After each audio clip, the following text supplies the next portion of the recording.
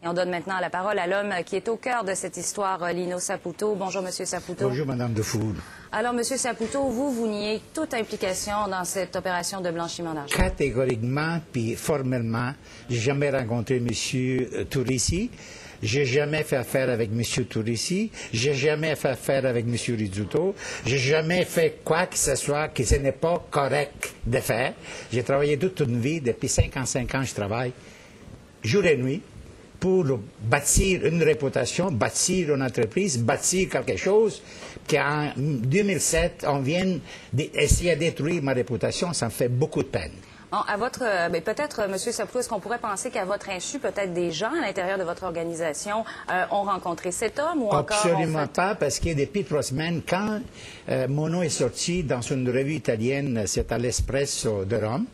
Donc, j'ai fait une enquête à l'intérieur de ma compagnie, à l'intérieur de ma famille, à savoir si quelqu'un avait rencontré ou avait parlé à un nommé Tourissi qui voulait vendre la compagnie Made in Italy. Personne de mon entourage a eu contact avec cette personne-là. Et personnellement, moi, je ne connais pas. Je ne sais pas qui c'est cette personne-là. Mais vous en avez peut-être entendu parler l'an dernier, quand il voulait vendre, ou plutôt incorporer des entreprises sous le nom de Saputo en Floride. Absolument et qu'il vous aurait revendu. Non. Vous aviez pas eu au courant de cette histoire à ce moment-là? Je l'ai su seulement hier soir qu'il y avait une compagnie enregistrée à Palm Beach, en Floride, une compagnie incorporée, Saputo Corporation ou Saputo Incorporé. Je l'ai su seulement hier. Mais vous savez, Saputo, c'est un nom de famille, un nom commun. Quelqu'un peut utiliser ce nom-là à mon insu. Donc, on ne peut pas répondre sur des choses qui nous... ça ne va pas jusqu'à ailleurs, mais quand même, vous savez, un nom Saputo, c'est un nom commun, comme Saint-Jacques, comme n'importe qui. Monsieur Saputo, dans un des enregistrements de la police italienne, toujours selon la presse, il y a un des hommes qui est accusé d'être impliqué dans cette opération et qui est écouté à son insu, qui dit que vous êtes un intermédiaire pour Vito Rizzuto. Comment vous expliquez ça si c'est une écoute à son insu? C'est une affaire que je ne peux pas expliquer. Je ne sais pas qui l'a dit, quand il l'a dit, comment il l'a dit, dans quel contexte il l'a dit. Est-ce que le gars il a voulu s'inventer qu'il connaissait M. Saputo? Ça, il faut lui poser la question. Mais définitivement, je vais aller au fond de l'histoire parce que je ne laisserai pas les choses de cette façon-là. On va aller à fond parce que, écoutez, ça touche ma réputation. Ça fait 55 ans, comme je viens de dire, que je travaille jour et nuit. Écoutez, ça me fait beaucoup de peine de voir que mon nom, il essaie d'être sali sur des choses que j'ai absolument rien à faire. Est-ce que la police vous a contacté, M. Saputo? Jamais. Jamais. Je trouve ça drôle. Même notre police canadienne. Jamais au cours de tout jamais j'ai eu une demande de la police pour venir me voir ou pour me parler de quoi que ce soit. Donc, la police canadienne ni la police américaine? Aucune enquête. Pourtant, je suis une personne très disponible. Donc, si quelqu'un veut me parler ici ou téléphoner, puis je répondrai à n'importe quoi, à n'importe qui. Même, j'inviterai la police canadienne qui a le fond, qui vienne me voir pour s'il y a des choses à éclaircir avec moi. Bon, c'est pas la première fois que votre nom est associé à la mafia.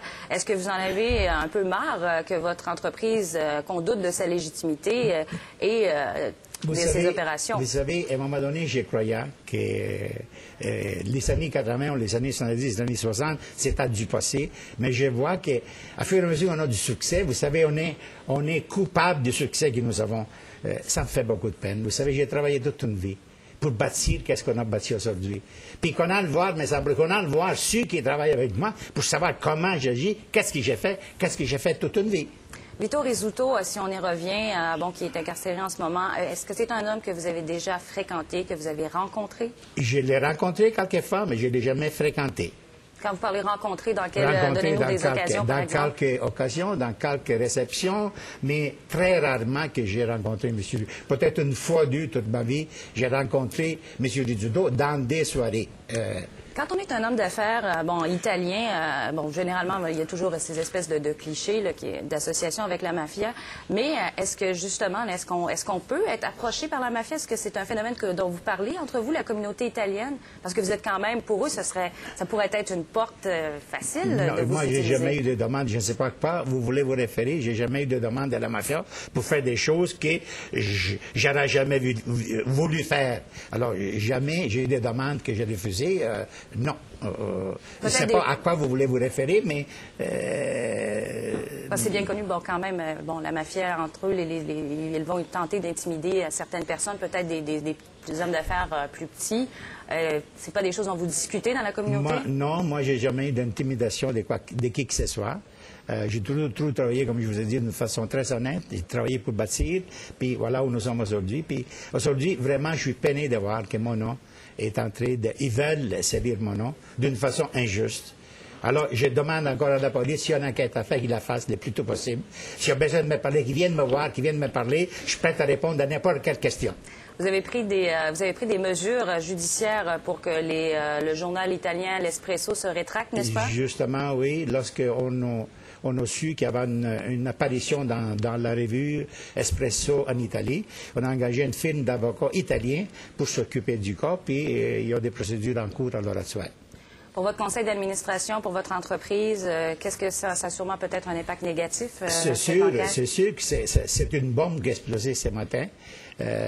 Définitivement, les membres du conseil ne seront pas contents, mais ils connaissent Lino Saputo, ils connaissent l'entreprise, puis je suis persuadé qu'ils sont à l'aise avec... Écoutez, il ne peut pas arriver quelque chose dans une entreprise publique et on ne peut pas se commettre quelque chose sans qu'il passe par le conseil d'administration. Donc, le conseil d'administration ici qui n'a jamais eu aucune demande, aucune mention, aucun investissement dans Made in Italy. Donc, à ce moment-là, eux aussi, ils vont être peinés, puis je suis sûr qu'ils vont être choqués de voir ce qui se passe ce matin.